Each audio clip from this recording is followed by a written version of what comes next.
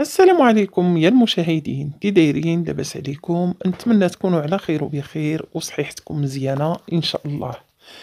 اسرار خطيره على هاد المصيبه اللي كتشوفوا امامكم في الصوره، هاد الفتاه الفرنسيه اللي في عمرها 24 عام.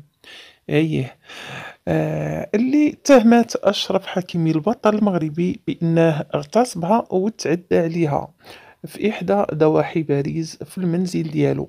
تهمة خطيرة لبقتها لأشرف حكيمي. كلشي عارف بأن هاد البنت يعني راها غير مؤامرة، هادي ماشي داكشي، ماشي هو هداك يعني.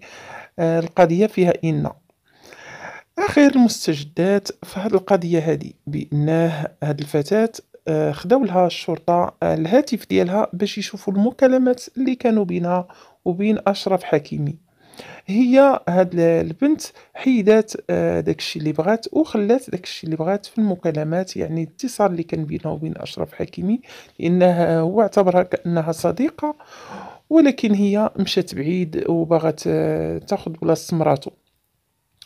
من بعد ما وصلت الشرطة لأشرف حكيمي وقالت ليه ودي حنا ها شنو راه تصنتنا الأوديوات اللي كانوا بيناتكم.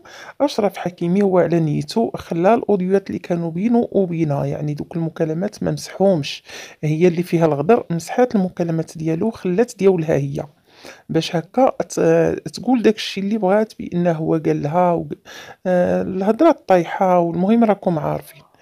وهي راه كلشي غير ملبق وكلشي كذوب.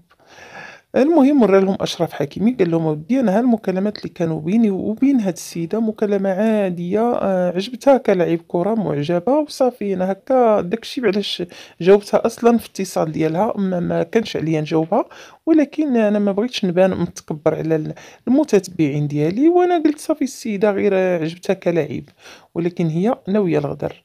والحمد لله أنها بنت على حقيقتها، والتليفون ديالها راه عند الشرطة دابا.